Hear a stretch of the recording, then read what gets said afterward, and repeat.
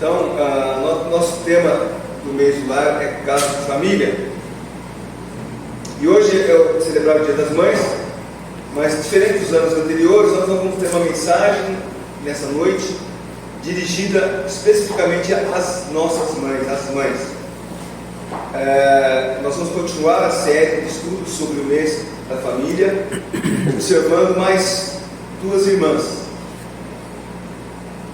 Semana passada nós observamos dois irmãos, Caim e Abel, e de tudo que nós procuramos passar para os irmãos, nós podemos guardar que, embora Caim e Abel tiveram a mesma instrução, os resultados foram diferentes, né? Hoje nós vamos falar do tema, ele é um pouco comprido. Maria e Marta, amigas de Jesus. O Olá e o Olibá, as duas meretrizes. Duas irmãs, mas com vidas diferentes.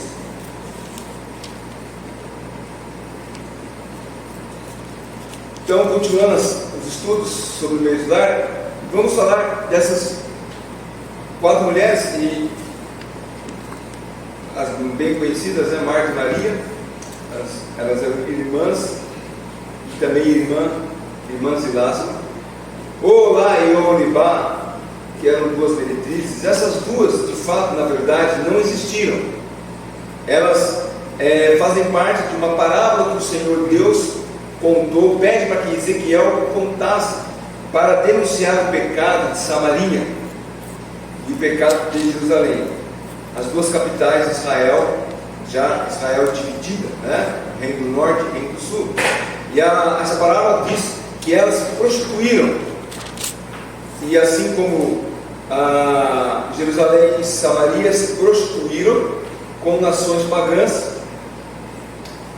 Mas, embora não sendo uma história real, é de fato o que acontece em muitos lares. Irmãs que seguem o caminho da bruxa. Vamos ler primeiro, não vou ler todo o texto, e depois os irmãos podem ler em suas casas. Nós vamos ler Ezequiel 23. Eu vou ler só até o versículo 13. Ezequiel 23, 1 diz: Veio a minha palavra do Senhor dizendo: Filho do homem, houve duas mulheres, filhas de uma só mãe. Estas se prostituíram no Egito, prostituíram-se na sua mocidade. Ali foram apertados os seus seios, apalpados os seus seios, apalpados a sua virgindade. Os seus nomes eram Olá, a mais velha, e Olibá, a sua irmã, e Olibá, a sua irmã. E foram minhas e tiveram filhos e filhas. E quando o seu nome, Samaria, é o Olá, e Jerusalém é o Olibá. Prostituiu-se o Olá quando era minha, inflamou-se pelos seus amantes, pelos assírios, seus vizinhos, que se vestiam de azul, governadores, sátrapas, e todos jovens de cobiças, cavaleiros montados a cavalo. Assim cometeu ela suas devassidões com eles, que eram todos a fina flor dos filhos da Síria, e com todos aqueles pelos quais se inflamava, com todos os seus ídolos se contaminou. As suas imputícias que trouxe do Egito não as deixou, porque com ela se deitaram na sua mocidade, e eles apalparam os seios da sua virgindade e derramaram sobre ela a sua impudícia. Por isso entreguei nas mãos dos seus amantes, nas mãos dos filhos da Síria, pelos quais se inflamaram. Esses descobriram as vergonhas dela, levaram seus filhos e suas filhas, porém a ela mataram a espada, e ela se tornou falada entre as mulheres, e sobre ela executaram juízes.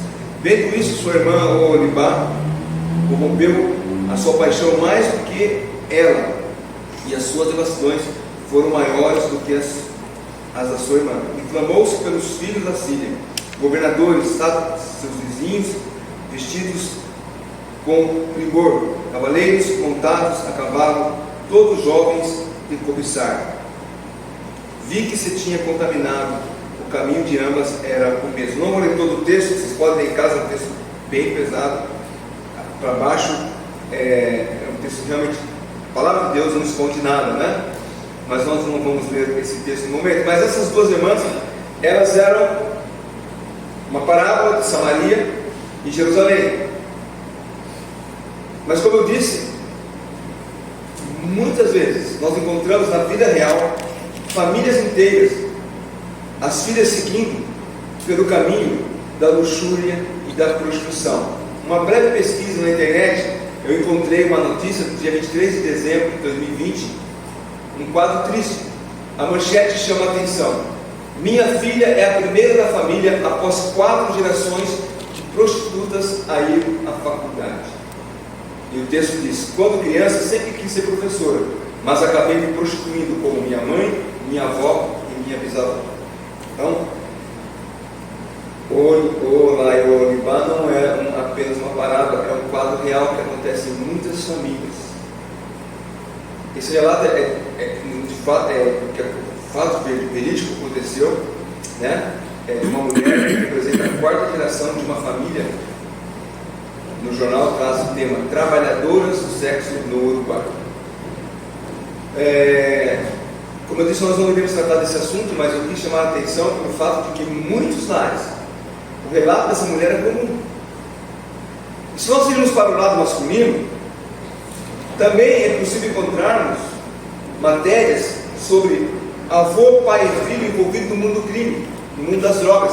Uma matéria agora recente da CNN Brasil, do dia 20 de fevereiro de 24, destaca: Clã Mota, a história da família Mota na fronteira começou nos anos 70. O filho dele, procurado pela Polícia Federal, é conhecido como Motinha, ou Dom, uma referência ao Dom Corleone, patriarca da família criminosa na trilogia de filmes O Poderoso Chefão. Segundo as autoridades, ele herdou negócios ilícitos do pai, que por sua vez também herdou os negócios na fronteira do seu pai. Então, avô, pai e neto envolvidos no crime. Agora, o que leva famílias inteiras, gerações, passando para outras gerações, entrarem para o mundo do crime, da prostituição, do tráfico, né? No mundo de pecado? Será que é apenas desvio de conduta? Falta de caráter? Falta de melhores perspectivas para a vida?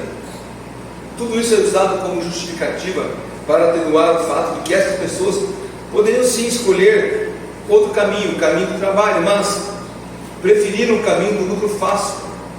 Afinal, por que se matar trabalhando 10 horas por dia para ganhar R$ 1.200, se uma prostituta ou um traficante pode ganhar esse mesmo valor no fim de semana?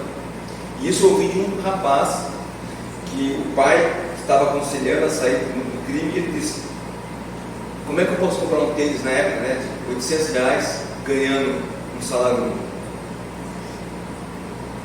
E é triste ver famílias envolvidas no pecado. Hoje, o Carlinhos estava falando do Fião, né? Uma família de bandidos, que só ele, depois de muito tempo, se converteu. Os irmãos e pai tudo morreram, né? E ele se converteu. A graça o alcançou. Mas é triste ver muitas vezes famílias se rebelando contra a palavra de Deus e indo para o mundo do crime. Na semana passada, como eu mencionei, o fator que desencadeou a vida de pecado das famílias encontra-se em Gênesis 3. A partir de Gênesis 3, o pecado tomou conta do mundo. Nem todos serão assassinos como Caim, nem todos estarão no submundo das drogas ou da prostituição, mas o potencial para esses pecados e outros estão no coração do ser humano. Porque como a Bíblia diz em Gálatas 5, versículo 19 e 21, Gálatas 5, 19 e 21 é bem conhecido esse texto, né? Ora, as obras da carne são conhecidas: prostituição, impureza, lascívia, idolatria, feitiçaria, inimizade, porfia, ciúmes, iras, discórdias, dissensões, facções, invejas, bebedices, glutonarias e coisas semelhantes a essas, a respeito das quais eu vos declaro, como já vos preveni, que não herdarão o reino de Deus. tais coisas praticam. Ou seja, esse tipo de pecado, ele está presente no ser humano. Muitos vão aflorar pecados pesados, como das prostitutas, dos tráficos, dos assassinos. Por quê? Porque é assim a vida do homem sem Deus.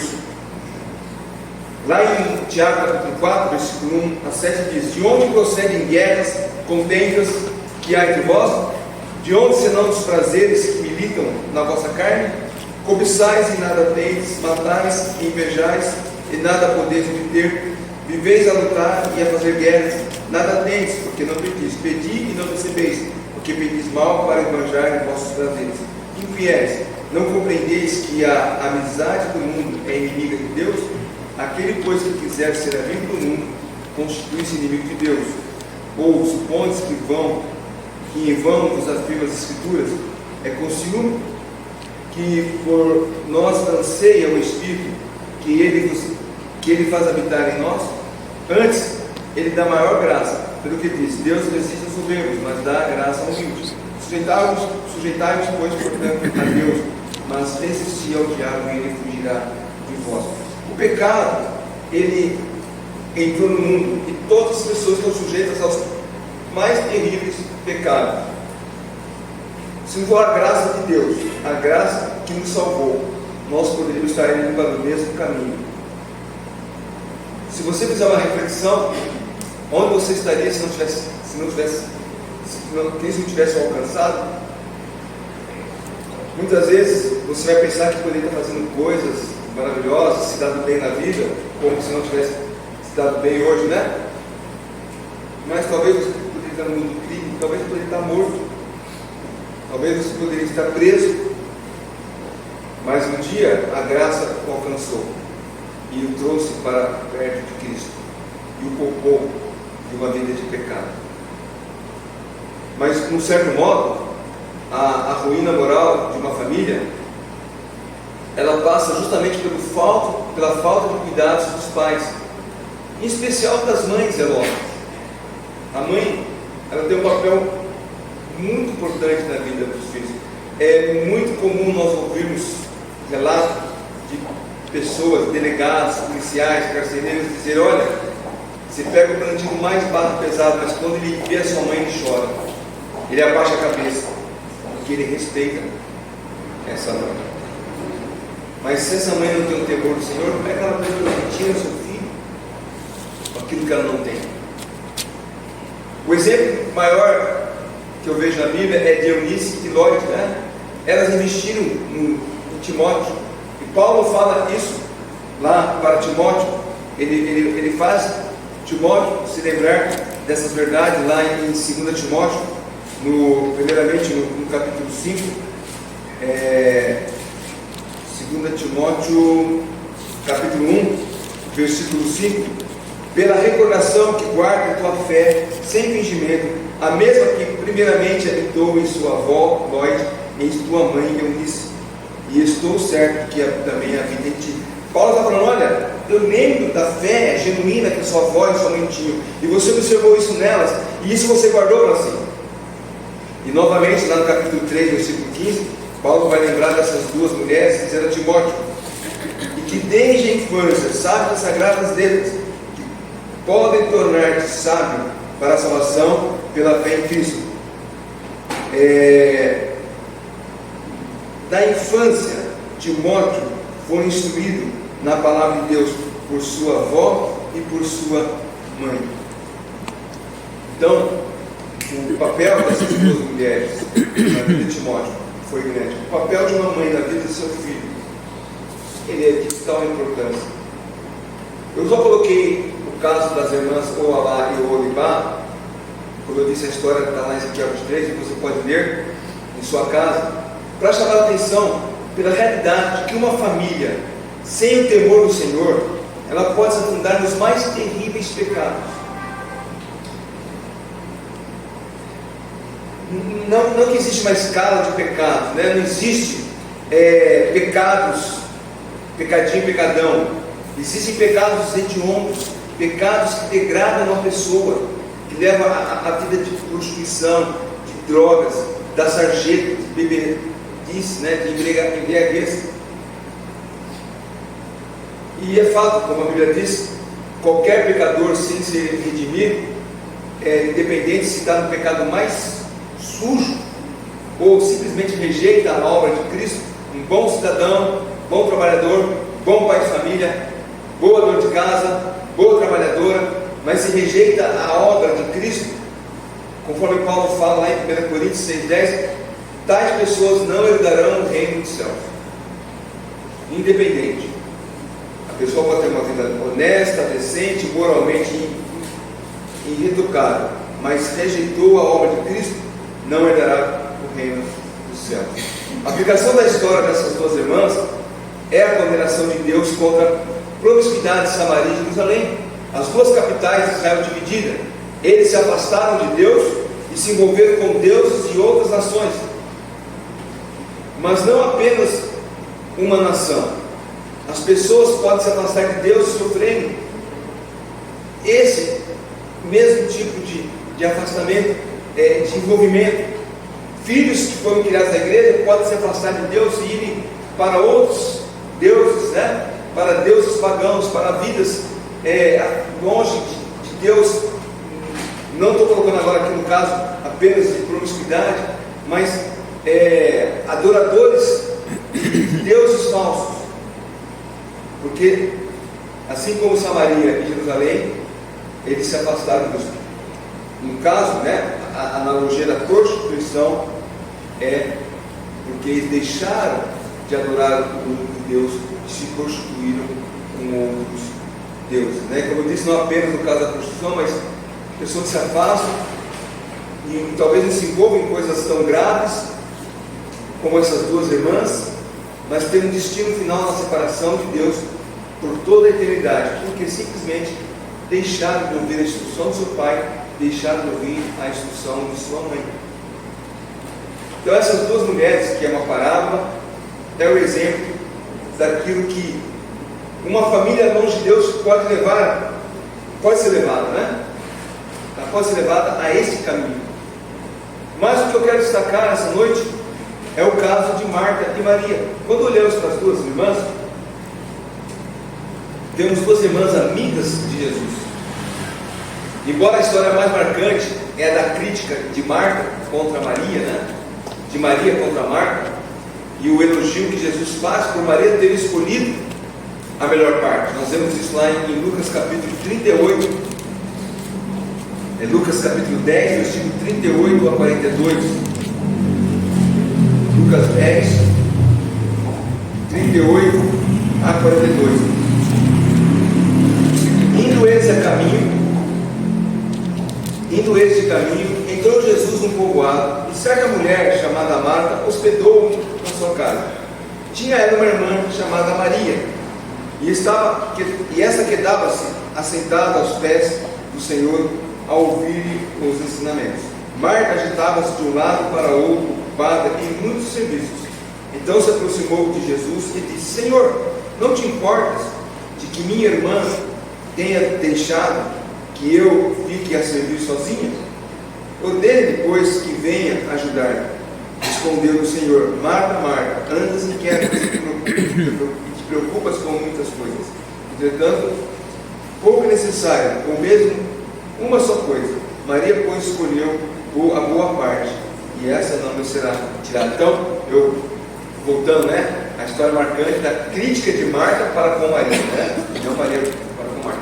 Quando Marta critica Maria por não estar ajudando a servir a casa, enquanto Jesus está ali aceitado com os outros convidados. Agora, Marta, o primeiro quadro nos mostra Jesus chegando a Betânia. E Marta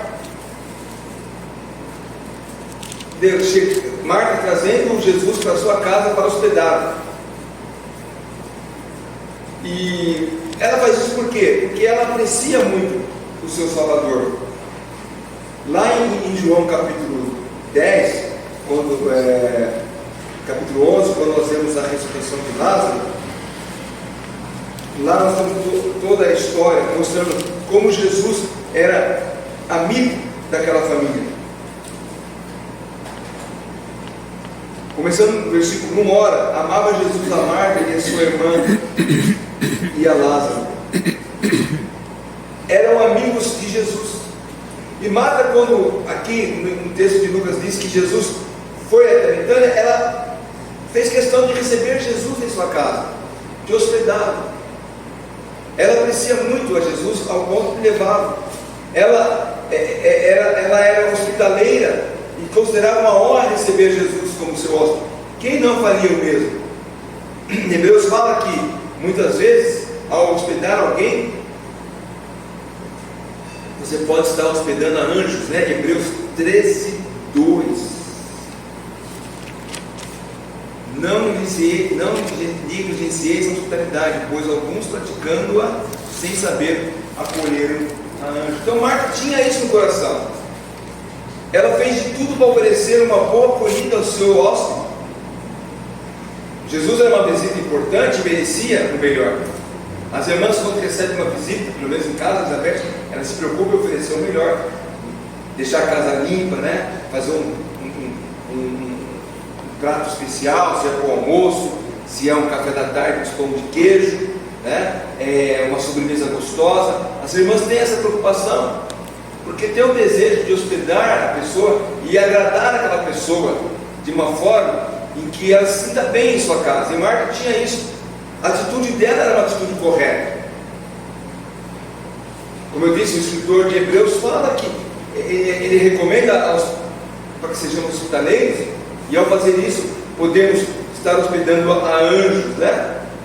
E Marta hospedou não um anjo, ela hospedou o Filho de Deus, o Salvador. Marta fez de tudo, né, para oferecer uma boa acolhida ao seu hóspede. Era uma visita importante e merecia o melhor. E assim ela se esmerou para apresentar uma calorosa recepção. Agora, enquanto ela realizava o serviço, talvez ela ficasse pensando em mais um outro. Eu limpei a casa, agora eu vou botar um bolo no forno. Enquanto o bolo está assando, eu vou fazer uma outra coisa. E começou a se preocupar. E ela olha, né, tanto serviço que ela estava se envolvendo. E isso talvez lhe trouxe um desânimo, uma inquietação, e ela começa a murmurar. Aquele trabalho de amor estava se tornando uma tarefa pesada demais. Foi aí que então Marta falhou. Ela desanimou e viu que sua irmã Maria, não tão interessada em acolher e oferecer uma boa estadia a Jesus, apenas em ouvir, né? Então, num certo sentido, Marta avaliou que o seu serviço era mais importante do que o de Maria, que ficava ali sentada ouvindo o seu mestre. Essa é Marta, amiga de Jesus, preocupada em hospedá-lo e dar o melhor para ele. Maria, a escolha dela foi, enquanto Marta se fatigava no trabalho, né, caseiro, Maria, ela se sentou aos pés de Jesus, totalmente absorta, ouvia os seus ensinos. Maria bebia cada uma daquelas palavras, e ela sabia que o serviço era coisa secundária. Nesse momento, o melhor era ouvir Jesus falar, escutar Jesus. E ela não podia perder a oportunidade de prestar adoração ao seu amigo, mestre, e receber dele os seus ensinamentos. Nós sabemos qual é a aplicação do texto, né? Que Maria escolheu estar aos pés de Jesus, uma atitude de adoração, como uma discípula de Jesus. Ela não precisava ser repreendida, mas sim elogiada, como Jesus fez, né? Elogiando ela por esse feito, pois ela escolheu o melhor. Marta, então, passa a ser vista aquela que escolheu a pior parte, não podia saborear os ensinos de Jesus, porque estava muito preocupada com os pormenores, né, com as coisas secundárias. E ao começar a se considerar vítima, né, passou a acusar a irmã diante do hóspede amado. Duas irmãs amigas amavam Jesus, Jesus amava as duas, assim como amava o irmão Lázaro, mas naquele momento houve essa tensão entre uma que estava preocupada em trabalhar e a outra só em ouvir Jesus. Talvez haja tensão entre irmãs e irmãos em um dado momento, cotidiano, né? Na rotina de um lar. Porque uma está interessada em fazer uma coisa, a outra está interessada em fazer outra, e aí então tem que parar e pensar o que é primário, o que é secundário, o que é mais importante no momento a ser feito. E quando Marta tenta pedir que Jesus repreenda a Maria, né? E é interessante que ela acaba, na sua irritação, ela acaba incluindo Jesus, acusando Jesus: Senhor, o senhor não está se importando, né, de que minha irmã tenha deixado eu aqui sozinha fazendo o serviço da casa? O senhor não está vendo isso, né? Então ela mais do que acusar o Senhor Jesus, ela ainda atreveu em dar ordem ao Senhor Jesus. O que ela disse para Jesus? Ordena-lhe, pois, que venha ajudar. Senhor, ó, você não está vendo? Eu estou aqui trabalhando, botando as coisas, você está sentindo o cheiro do bolo, está no forno, então. E aí Maria está sentada? Pede para me ajudar. Então ela passa a querer dar ordem ao Senhor Jesus Cristo. O que eu quero destacar é o fato de que essas irmãs tinham algo em comum. Independente de que Marta ela tenha falhado, as duas, junto com Lázaro, apreciavam a amizade de Jesus. Esses três irmãos faziam parte do círculo íntimo de amigos do Senhor Jesus Cristo. Quão bom é numa família onde os irmãos são amigos de Jesus. A amizade entre Marta, Maria e Lázaro com Jesus foi um relacionamento especial, foi um relacionamento mais profundo, que demonstra a intimidade, afeto compartilhado entre eles, ao ponto de Jesus desejar visitá-los, como lemos lá em João 12, no versículo 1 e versículo 2. 6 dias após a Páscoa, 6 dias antes da Páscoa, foi Jesus para Betânia, onde estava Lázaro, a quem ele ressuscitara dentre os mortos. Deram-lhe, pois, ali uma ceia. Marta servia, sendo Lázaro um dos que estavam com ele à mesa. Então Maria, tomando uma libra de bálsamo de nardo puro, muito precioso, ungiu os pés de Jesus, enxugou com seus cabelos, enchendo toda a casa com perfume e bálsamo. Então Jesus desejou estar na casa deles. E aqui nós vemos que Lázaro, a quem Jesus havia ressuscitado. Esse é outro episódio importante no relacionamento desses três irmãos. Se nós lermos o texto onde Jesus ressuscita Lázaro, que é o capítulo 11, nós vemos que quando Lázaro fica doente, as irmãs pedem para avisar Jesus que ele está doente. E todo o envolvimento ali, quando Jesus chega e chora ali, né? E as pessoas vejam como ele amava a Lázaro. Então era um círculo de amizade muito forte. E esse carinho, né, por essa família de Betânia, nós vemos ao longo do Evangelho. E não era apenas um carinho, um amor de amigo, mas uma devoção sincera na pessoa do Senhor Jesus Cristo. Então Marta, Maria e Lázaro abriram as portas da sua casa para Jesus várias vezes, acolhendo com generosidade e com alegria. Eles não apenas receberam como convidado, mas o trataram como amigo íntimo. Essa amizade era tão próxima que Jesus considerava Marta, Maria e Lázaro como parte de sua família. Então a lição para nós é uma pergunta: sua família tem Jesus como seu melhor amigo? Você, sua irmã, seu irmão, seu pai, sua mãe, seu filho, tem Jesus como seu melhor amigo? Como é que isso pode acontecer? Como é que podemos nos tornar amigos de Jesus? O próprio Senhor Jesus Cristo responde em João capítulo 15, versículo 13 a 15. João 15, 13 a 15. Ninguém tem maior amor do que esse, dar a alguém a própria vida em favor dos seus amigos. Vós sois meus amigos, se fizeres o que eu vos mando. Já não vos chamo servo, porque o servo nada sabe que faz o seu Senhor, mas tenho chamado amigos, porque tudo quanto ouvi de meu Pai e os tenho dado a conhecer. Então, como é que você se torna amigo de Jesus? Fazendo aquilo que Ele manda, agindo e praticando aquilo que Ele nos mostra. E Jesus fala: olha, vocês não são servos porque o servo não sabe o que faz o Senhor, mas são meus amigos, porque tudo que meu Pai me falou, eu tenho passado para vocês. Então nós podemos ser amigos de Jesus se estivermos dispostos a ouvir a sua voz e fazer aquilo que Ele nos manda.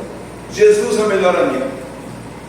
Lázaro, Maria, Marta desfrutaram da amizade de Jesus, que nas oportunidades das idas e vindas de Jesus a Betânia, entraram as idas e vindas a Jerusalém, entraram na aldeia de Betânia para visitar os seus amigos.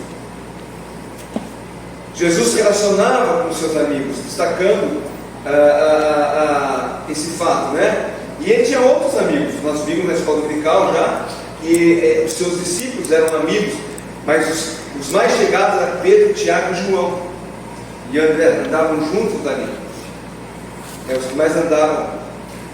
E João tinha o costume de abraçar e encostar a cabeça no ombro de Jesus. Nós temos esse relato nos evangelhos. E Jesus viveu com os seus amigos, que eram os seus discípulos. Agora é interessante, todos eles, Jesus falou: vocês são meus amigos. Jesus nos fala: nós somos amigos de Jesus, mas nós não tratamos Jesus como amigo. Como é que você ora? Senhor Deus, Senhor Jesus. Ele é um amigo que nós respeitamos e chamamos de Senhor. Não é como alguns fazem: Jesus, meu chato, meu amigão. Ele, sendo nosso Senhor, fala: eu sou seu amigo, eu lhe trato como amigo. Mas nós, como amigo, eu sei que o Senhor é meu amigo, mas eu quero lhe tratar, eu quero lhe tocar como servo. Mas aqui, na verdade, está falando dessa intimidade de que Jesus fala em João, de conhecer o que o Pai tem revelado. Ser amigo de Jesus,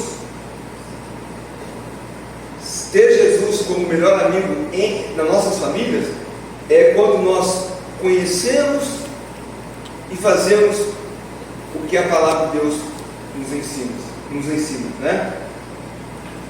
Então Jesus, quando ele viveu nesse mundo, ele conviveu com esses amigos, e hoje ele nos tem como seus amigos, e nós aprendemos a palavra de Deus conversando com Ele por meio da palavra de Deus. Lá, como eu disse, na ressurreição de Lázaro, um dos episódios mais conhecidos envolvendo esses irmãos e amigos de Jesus, quando Lázaro ficou doente e morreu, Marta e Maria, elas entraram no luto natural. Quando o nosso irmão, nosso sangue morre, nós sentimos tristeza, ficamos tristes com isso, há um período de luto. Aí quando Jesus chega a Betânia, Marta corre para ele, encontra com eles, e ela expressa a fé, afirmando que se Jesus, se o Senhor estivesse aqui, meu irmão não teria morrido. Ela diz, Então ela tinha fé de que se Jesus estivesse ali, ele tinha feito alguma coisa para que Lázaro não morresse. Então, Jesus fala para ela, mas eu não tenho poder apenas enquanto a pessoa está viva, não, mas mesmo morto. Quando Jesus ressuscita Lázaro dos mortos, ele mostra o seu poder também sobre a morte, fortalecendo a fé de todos aqueles presentes. E eu imagino que a amizade de Marta, Maria e Lázaro, que já era grande, a consideração que eles tinham por Jesus, se tornou maior ainda. Jesus é aquele amigo nas horas difíceis que nos socorre, assim como socorreu Marta e Maria quando Lázaro estava doente. Lá em Provérbios 17 diz: em todo tempo ama um amigo e na angústia se faz irmão. Então Jesus é esse amigo que na hora da angústia se coloca como irmão ao nosso lado. Podemos ser amigos de Jesus, famílias, irmãos, pais, mães, filhos. Todos nós podemos ser amigos de Jesus. Podemos ser amigos, cultivar um relacionamento íntimo com Ele. Basta, como Ele mesmo ensinou, acabamos de ler, obedecer a sua palavra, fazer a sua vontade. Jesus disse que somos amigos dele. Mais do que isso, né? Ele confiou em nós e podemos confiar nele, porque é o nosso amigo, está próximo de nós.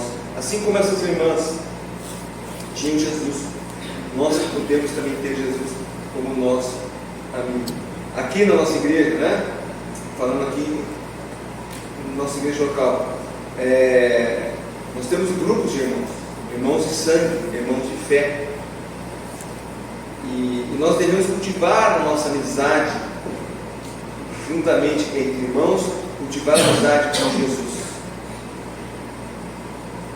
Ele confiou a amizade para conosco, né? E podemos cultivar essa amizade, como diz o hino, né? A Jesus contarei. Você só conta algo para alguém que é seu amigo. Você só se revela, você só abre o seu coração para aquele que é um amigo de verdade, né? E a Jesus podemos contar tudo porque ele é nosso fiel amigo. Então, nós como famílias podemos nos envolver numa amizade com o Senhor Jesus Cristo. Todos nós. Aquelas duas meretrizes, embora sendo uma parábola, é a triste realidade de muitas irmãs perdidas e distantes da graça e misericórdia de Deus. Marta e Maria eram retratos de duas irmãs que amavam o seu Salvador e tiveram o privilégio de fazerem parte do seu ciclo de amizade. Você também pode fazer parte desse ciclo. Basta aproximar-se de Jesus. Que a sua família possa escolher em Jesus o seu melhor amigo, aquele com o qual você possa confiar, contar as suas angústias, suas indecisões, relacionar-se com Ele, não apenas aos domingos, mas todos os dias. Jesus é aquele amigo para toda hora, todo momento. Você não tem que esperar domingo para ter. Vou encontrar meu melhor amigo. Quem é? Jesus. Se é seu melhor amigo, você quer encontrar todos os dias. Então você pode fazer isso em sua casa.